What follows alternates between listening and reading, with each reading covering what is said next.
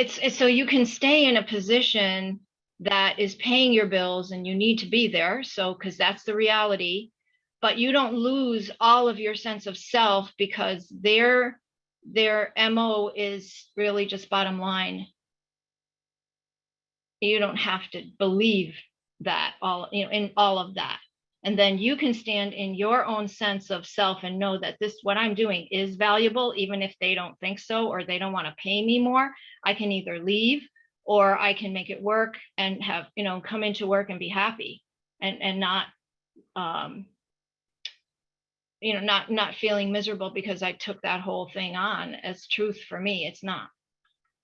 And then you align with it in some way, or at least have some kind of peace about it, and you can go in and do the good job for yourself, for your own conscientious, for your own conscience, and know you do good work. It's like doing the evaluation on myself and not taking their evaluation as the complete truth of my worth. I don't know if I did that right, but thank you Yeah, anyway. Thank you. absolutely. I think that is the gift in it, when you recognize that, the way anybody else treats you isn't, your self-worth is not dependent on that.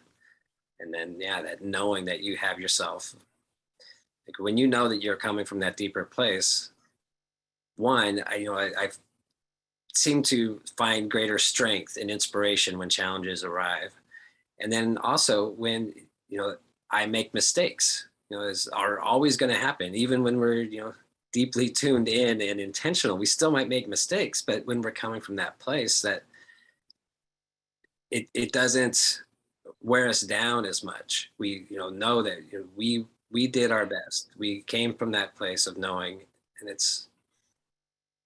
so we know then that that's not creating who we are. It's just a facet of life, and it's all worthy of celebration because it's all from that one, original source of all life. And so that's powerful.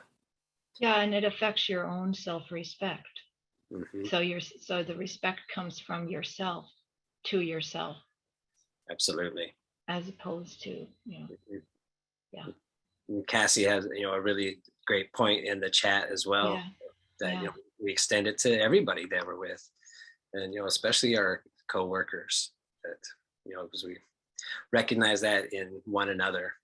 And I think that's what, like Darwin, when they talk about that survival of the fittest,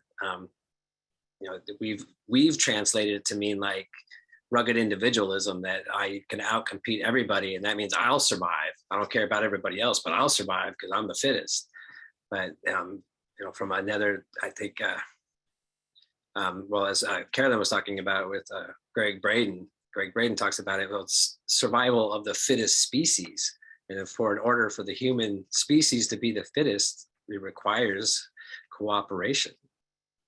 That's how we are wired, and so that's where I think we're at that place where we need to make that a collective intention.